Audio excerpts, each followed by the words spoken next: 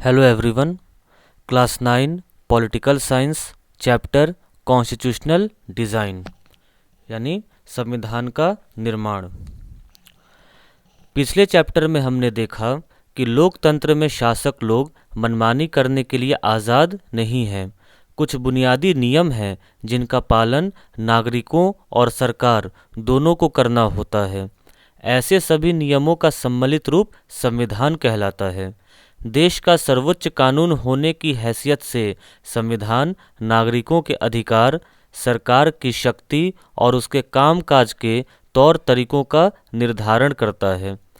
इस चैप्टर में हम लोकतंत्र के संवैधानिक स्वरूप पर कुछ बुनियादी सवाल उठाएंगे। हमें संविधान की ज़रूरत क्यों होती है, संविधान बनते कैसे हैं, उन्हें कौन बनाता है और किस तरीके से बनाता है, किसी लोकतांत्रिक देश के संविधान को आकार देने वाले मूल्य कौन कौन से हैं। एक बार संविधान बन जाने के बाद क्या हम बाद में बदलती स्थितियों के अनुरूप उसमें बदलाव कर सकते हैं। हाल के दिनों में संविधान बनाने का एक उदाहरण दक्षिण अफ्रीका का है। वहाँ क्या हुआ और दक्षिण अफ्रीकी लोगों ने किस तरह अपने संविधान निर्माण के काम को अंजाम दिया। हम इस चैप्टर की शुरुआत में इसी अनुभव पर गौर करेंगे। इसके बाद हम भारतीय संविधान के निर्माण और इसके पीछे के मौलिक विचारों मूल्यों की चर्चा करेंगे और देखेंगे कि यह किस तरह नागरिकों के जीवन और सरकार के अच्छे कामकाज के लिए बढ़िया ढांचा उपलब्ध कराता है। तो हम इस चैप्टर की शुरुआत करेंगे दक्षिण अफ्रीका में लोकतांत्रिक संविधान यानी democratic constitution in south Africa. तो आइए शुरू करते हैं हम इस चैप्टर को, जिसका नाम है कॉन्स्टिट्यूशनल डिज़ाइन। नेल्सन मंडेला कौन थे? Son of an African nationalist. ये एक अफ्रीकन नेशनलिस्ट यानी अफ्रीका के राष्ट्रवाद के पुत्र थे जो आज़ादी की लड़ाइयाँ लड़ा करते थे। ऐसे वो नेशनलिस्ट थे। Tried for treason bye the white south African government.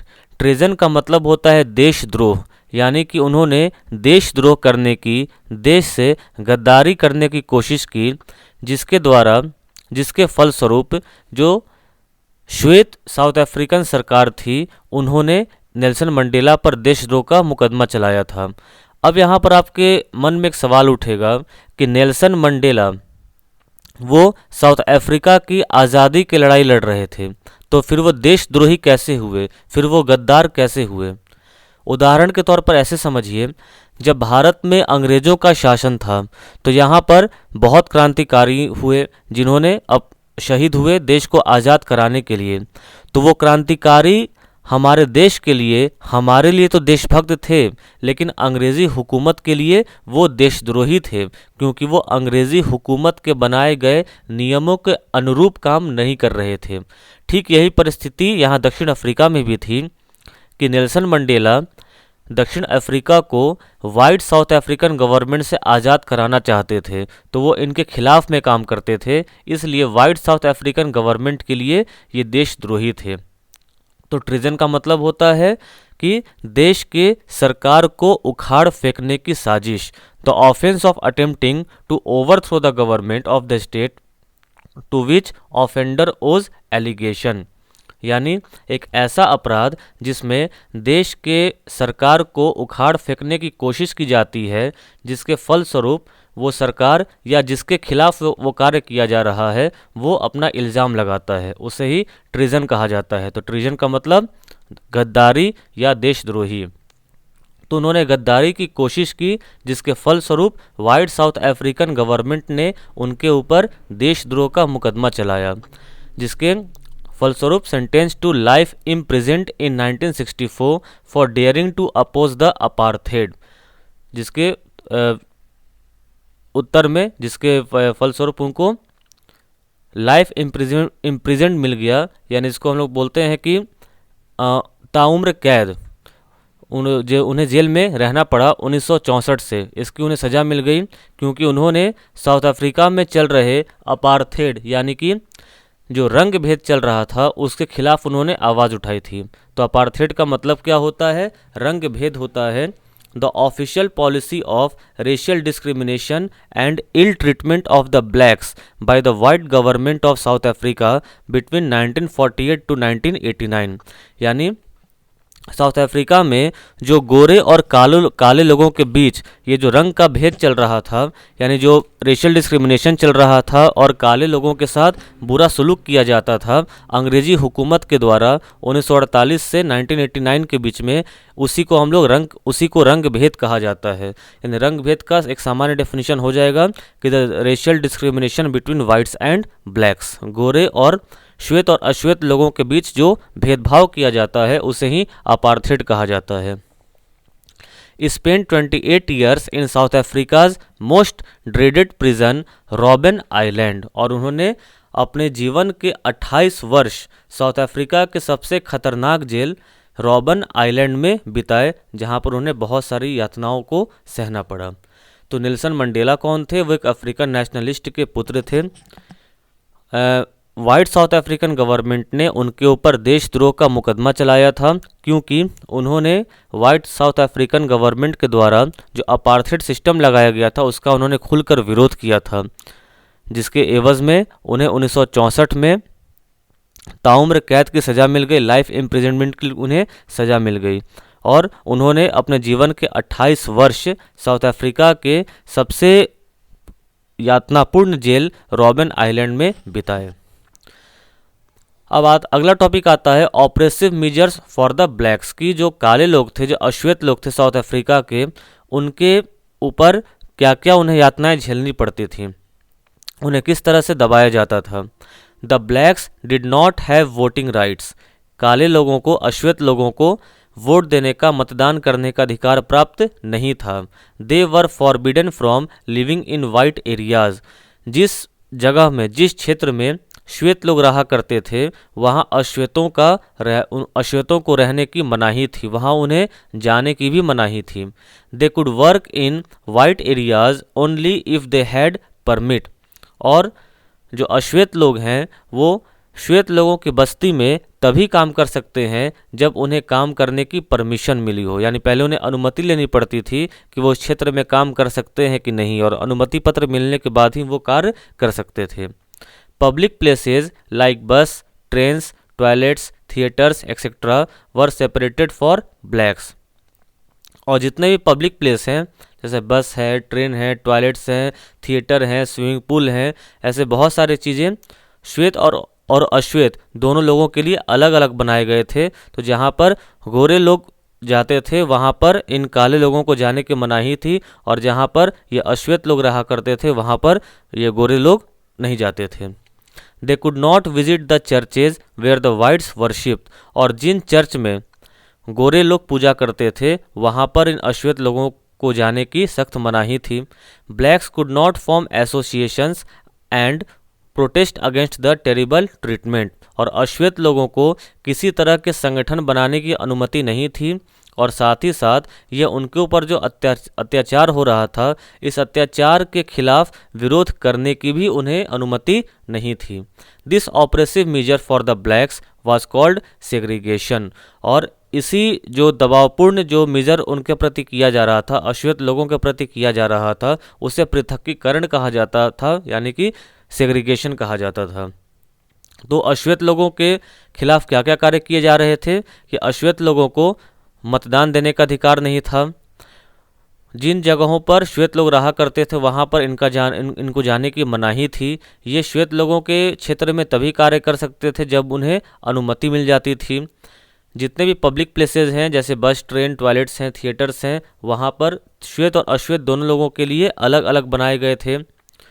अश्वेत लोग उन चर्च में नहीं जा सकते थे जहाँ पर श्वेत लोग पूजा किया करते थे। अश्वेत लोग कोई संगठन नहीं बना सकते थे, या अपने ऊपर हो रहे अत्याचार के विरोध में कोई विरोध प्रदर्शन नहीं कर सकते थे, और इसी मेजर को सेग्रीगेशन कहा गया, यानी कि पृथक्कीकरण कहा गया।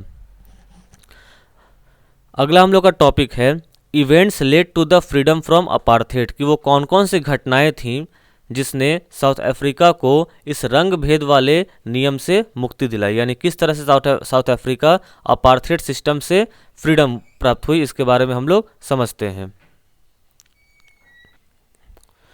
तो पहला टॉपिक है ANC यानी African National Congress was the umbrella organisation that led the struggle against the policy of segregation. अब जैसा कि हम लोगों ने इसके पिछले टॉपिक में पढ़ा कि अश्वेत लोगों को अपने ऊपर हो रहे अत्याचार के खिलाफ विरोध करने की भी अनुमति नहीं थी, तो जब भी वो विरोध करते तो उनका दमन कर दिया जाता। तो अफ्रीकन नेशनल कांग्रेस ने ये बीड़ा उठाया।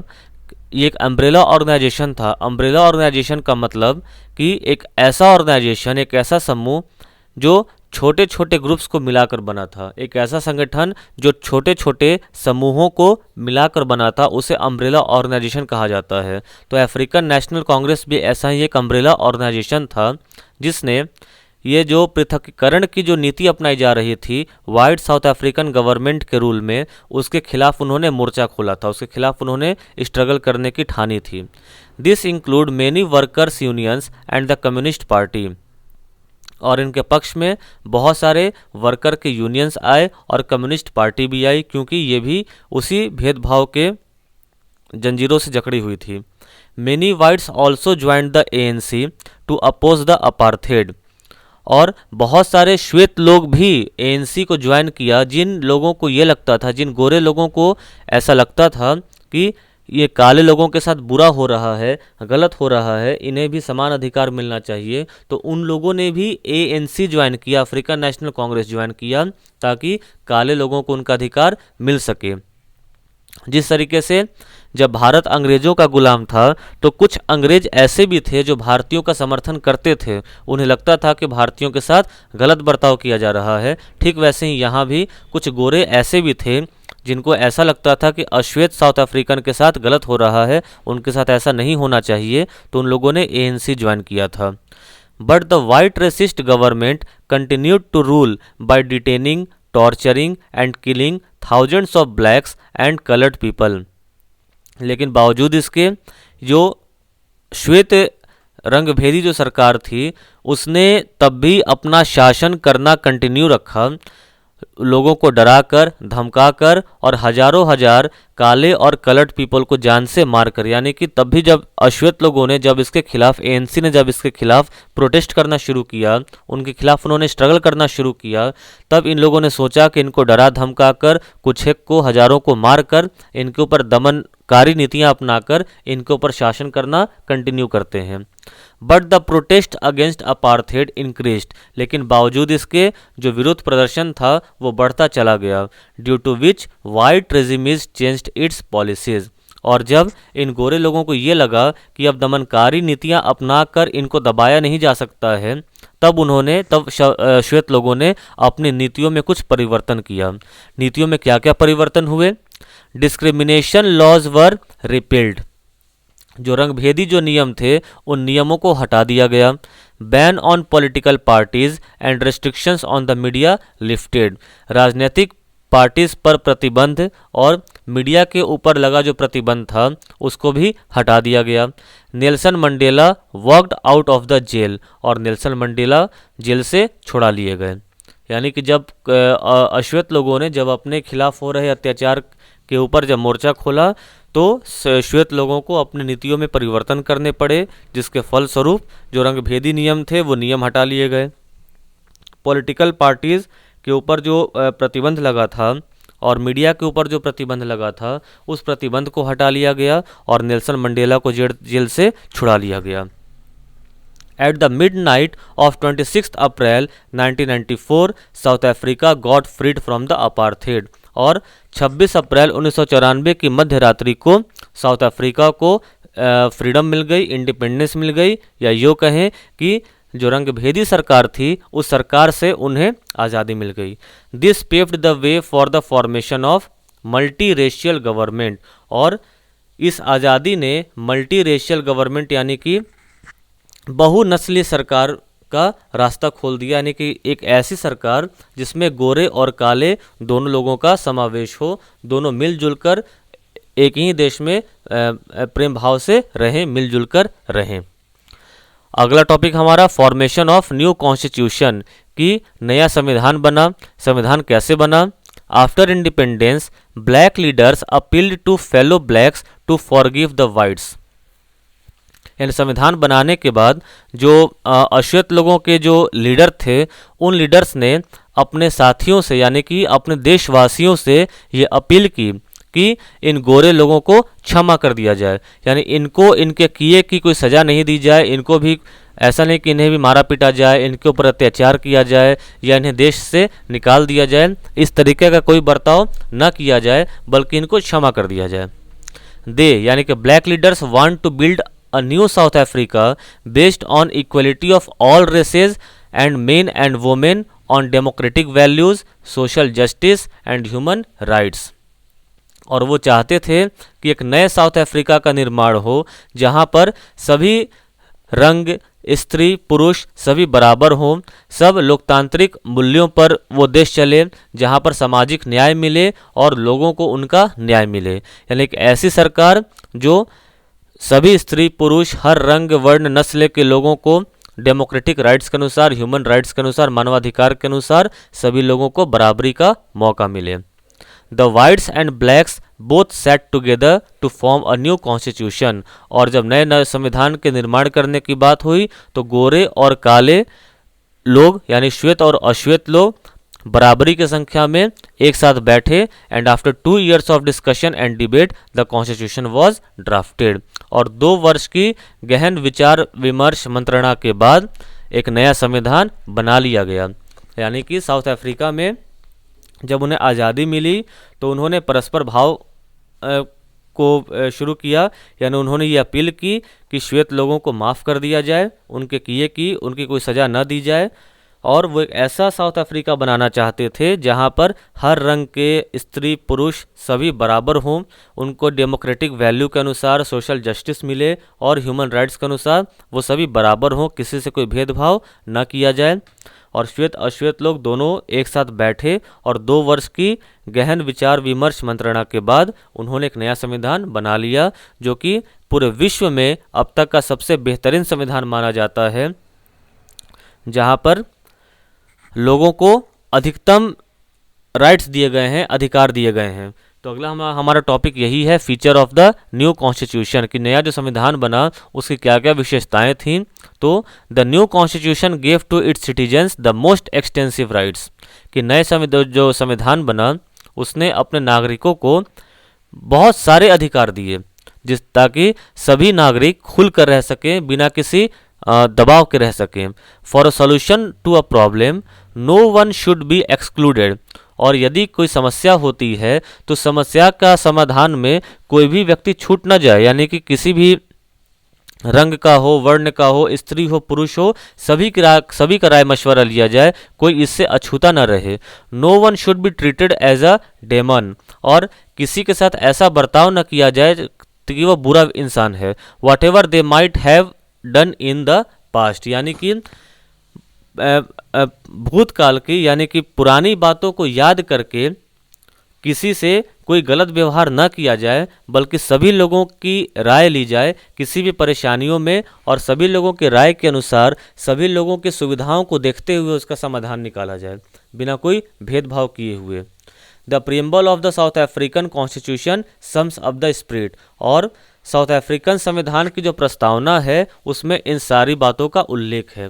जैसे हमारे देश की संविधान की प्रस्तावना है जिसमें संविधान की सारी विशेषताओं का उल्लेख किया गया है, जिसके बारे में जब हम चैप्टर आगे पढ़ेंगे तो उन प्रीएम्बल के बारे में भी पढ़ेंगे और संविधान के हर फीचर के बारे में जानेंगे। ठीक उसी तरीके से साउथ अफ्रीका का जो कॉन्स्टिट्यूशन है उसके प्रीएम्बल में भी इन सारी बातों का उल्लेख है, संविधान के विशेषताओं का पूरा उसमें उल्लेख किया गया है। तो यहाँ पर हमने देखा कि आज़ादी मिलने के बाद एक नया संविधान बना, और वो संविधान में सभी नागरिकों को ज़्यादातर उसमें राइट्स दिए गए ताकि सभी लोग वहाँ पर खुल के रह सकें, किसी से कोई भेदभाव न हो, कोई दबाव न हो। और उन्होंने ये अपील की कि सत्ता में रहते हुए गोरे लोगों ने जो जुल्म किए थे उन्हें वे भूल जाएं और गोरों को माफ़ कर दिया जाए। सभी नस्लों तथा स्त्री पुरुष की समानता हो, लोकतांत्रिक मूल्यों, सामाजिक न्याय और मानवाधिकारों पर आधारित नए दक्षिण अफ्रीका का निर्माण हो। एक पार्टी ने दमन और नृशंस हत्याओं के जोर पर शासन किया था और दूसरी पार्टी ने आज़ादी की लड़ाई की अगुवाई की थी। तो नए संविधान के निर्माण में दोनों को साथ साथ बैठाया गया और दोनों की ही बातों को मानकर, दोनों की ही ध्यान में रखते हुए एक नया संविधान बनाया गया। तो इस तरीके से दक्षिण अफ्रीकी संविधान से दुनिया भर के लोकतांत्रिक लोग प्रेरणा लेते हैं। अभी हाल तक जिस देश की दुनिया भर में अलोकतांत्रिक तौर तरीकों के लिए निंदा की जाती थी, आज उसे लोकतंत्र के मॉडल के रूप में देखा जाता है। यानी वो साउथ अफ्रीका जो सबसे अनडेमोक्रेटिक कंट्री माना जाता था, आज वो किसी भी डेमोक्रेटिक कंट्री के लिए एक रोल मॉडल बना हुआ है। यह काम दक्षिण अफ्रीकी लोगों द्वारा साथ रहने, साथ काम करने के दृढ़ निश्चय और पुराने कड़वे अनुभवों को आगे के इंद्रधनुषी समाज बनाने में एक सबक के रूप में प्रयोग करने की समझदारी दिखाने के कारण संभव हुआ। अब इन सब चीज़ों को पढ़ने के बाद एक प्रश्न हमारे मन में आता है कि आखिर संविधान है क्या और हमें संविधान की हमें ज़रूरत क्यों है। तो आइए पहले हम लोग देखते हैं कि संविधान की हमें ज़रूरत क्यों पड़ती है। तो हमें एक संविधान की ज़रूरत क्यों है और संविधान क्या करता है, इस बात को हम दक्षिण अफ्रीका में दिए गए उदाहरण से समझ सकते हैं। इस नए लोकतंत्र में दमन करने वाले और दमन सहने वाले दोनों ही साथ साथ समान हैसियत से रहने की योजना बना रहे थे। दोनों के लिए ही एक दूसरे पर भरोसा कर पाना आसान नहीं था। उनके अंदर अपने अपने किस्म के डर थे। वे अपने हितों की रखवाली भी चाहते थे। बहुसंख्यक अश्वेत इस बात पर चौकस थे कि लोकतंत्र में बहुमत के शासन वाले मूल सिद्धांत से कोई समझौता न हो। उन्हें बहुत सारे सामाजिक और आर्थिक अधिकार चाहिए थे। अल्पसंख्यक गोरों को अपनी संपत्ति और अपने विशेषाधिकारों की चिंता थी। लंबे समय तक चली बातचीत के बाद दोनों पक्ष समझौते का रास्ता अपनाने को तैयार हुए। गोरे लोग बहुमत के शासन का सिद्धांत और एक व्यक्ति एक वोट को मान गए। वे गरीब लोगों और मजदूरों के कुछ बुनियादी अधिकारों पर भी सहमत हुए। अश्वेत लोग भी इस बात पर सहमत हुए कि सिर्फ बहुमत के आधार पर सारे फैसले नहीं होंगे। वे इस बात पर सहमत हुए कि बहुमत के जरिए अश्वेत लोग अल्पसंख्यक गोरों की जमीन जायदाद पर कब्जा नहीं करेंगे। यह समझौता आसान नहीं था। इस समझौते को लागू करना और भी कठिन था। इसे लागू करने के लिए पहली ज़रूरत थी कि वे एक दूसरे पर भरोसा करें, और अगर वे एक दूसरे पर भरोसा कर भी लें तो क्या गारंटी है कि भविष्य में इसे तोड़ा नहीं जाएगा।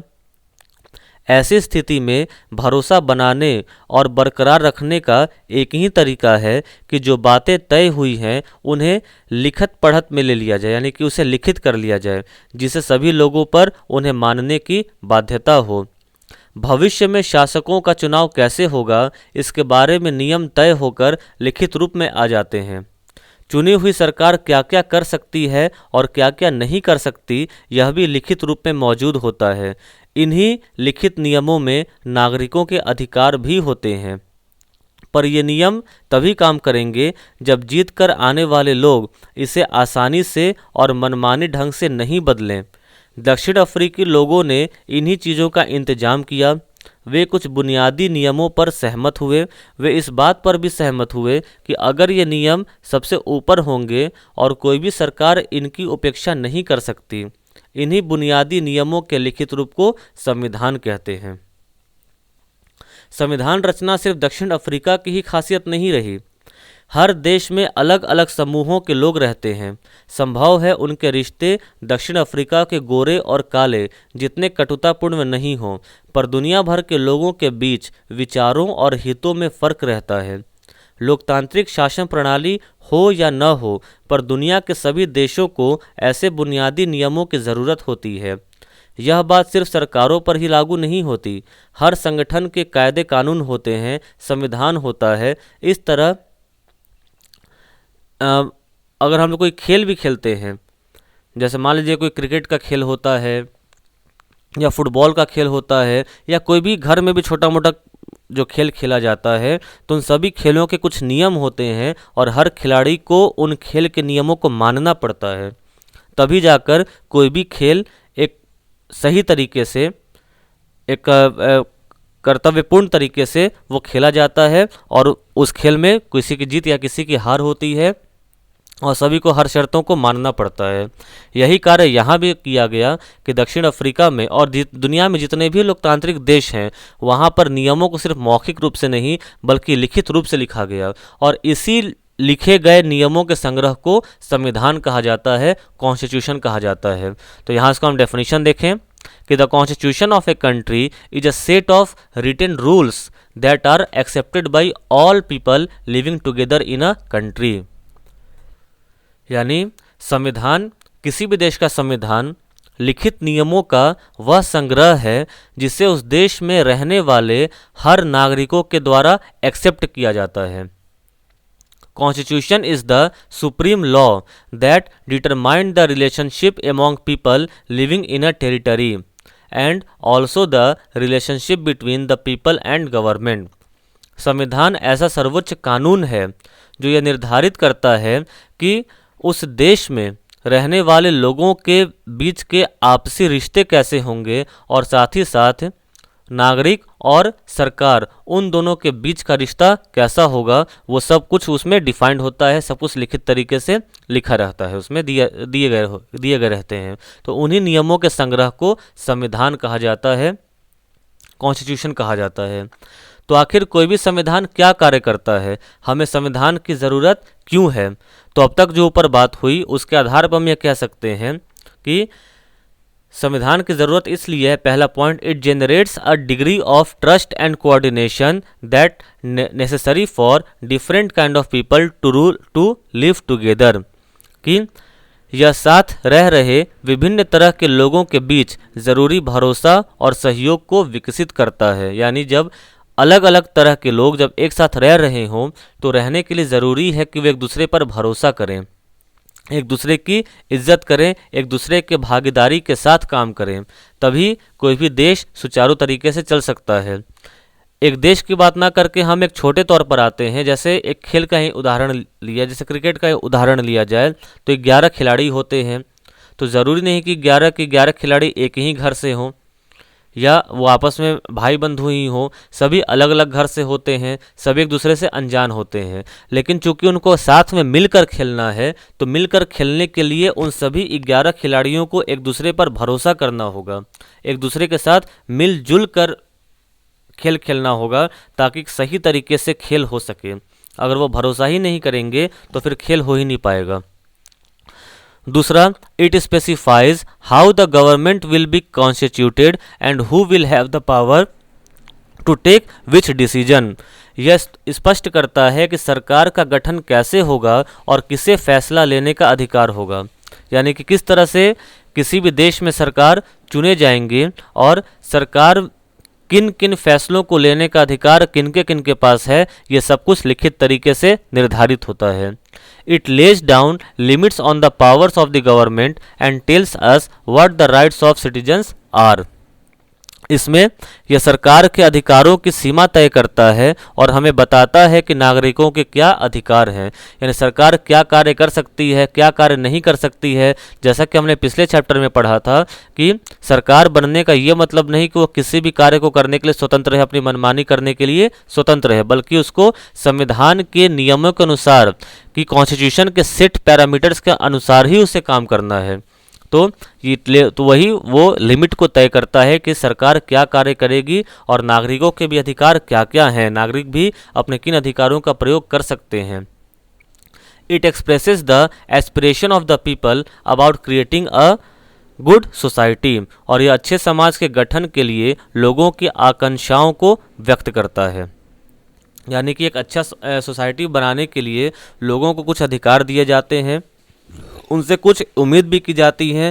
जैसे कॉन्स्टिट्यूशन में राइट्स के साथ साथ सिटीजन के लिए कुछ ड्यूटीज़ भी दी गई हैं कि सिटीजन को, नागरिकों से ये उम्मीद की जाती है कि वो उन ड्यूटीज़ का पालन करेंगी ताकि एक अच्छा समाज हमारे देश में बन सके। तो जिन देशों में संविधान है वे सभी लोकतांत्रिक शासन वाले हों यह ज़रूरी नहीं है, यानी कि हर वो देश जिसमें कॉन्स्टिट्यूशन है वो सभी डेमोक्रेटिक हों यह कोई ज़रूरी नहीं, लेकिन जो कंट्री डेमोक्रेटिक है वहाँ पर कॉन्स्टिट्यूशन का होना ज़रूरी है। इस बात को हम लोग अपने पिछले चैप्टर को पढ़कर समझ सकते हैं। जैसे भी ये कहा गया कि संविधान होने का ये मतलब नहीं कि वो कंट्री डेमोक्रेटिक है। पिछले चैप्टर में हम लोगों ने बहुत सारे एग्जाम्पल्स देखे थे। हमने चाइना का एग्जाम्पल देखा, मैक्सिको का एग्जाम्पल देखा, जिम्बाब्वे का एग्जाम्पल देखा, पाकिस्तान का एग्जाम्पल देखा। कॉन्स्टिट्यूशन तो हर देश में है, लेकिन कॉन्स्टिट्यूशन होने के बावजूद वो देश डेमोक्रेटिक नहीं है, क्योंकि डेमोक्रेटिक होने के लिए उससे कुछ फीचर्स हैं, उन फीचर्स को फॉलो करना बहुत ज़रूरी है। इसलिए अगर कॉन्स्टिट्यूशन है तो वो कंट्री डेमोक्रेटिक हो, ये हम नहीं कह सकते। और इस चीज़ को अच्छे से समझने के लिए जिनका पिछला चैप्टर छूट गया हो वो उस वीडियो में जाकर उसे पढ़कर उस चीज़ को समझ सकते हैं। लेकिन लेकिन जो कंट्री डेमोक्रेटिक है तो डेमोक्रेटिक तभी कहलाएगा जब उसके पास अपना एक लिखित संविधान होगा। तो इस चैप्टर में इतना ही। इस चैप्टर में हम लोगों ने दक्षिण अफ्रीका के केस स्टडी के बारे में जाना, कॉन्स्टिट्यूशन क्या होता है ये समझा, और हमें कॉन्स्टिट्यूशन की ज़रूरत क्यों है हमने इसके बारे में जाना। अगले वीडियो में हम जानेंगे इंडियन कॉन्स्टिट्यूशन के बारे में कि उसका निर्माण कब हुआ, कैसे हुआ, किन्होंने किया। इन सब चीज़ों के बारे में हम अगले वीडियो में चर्चा करेंगे। तब तक के लिए इतना ही। अगर कोई पॉइंट समझ में ना आया हो तो कमेंट सेक्शन में कमेंट करके पूछ सकते हैं, वहाँ पर आपको इसका जवाब मिल जाएगा। Thank you.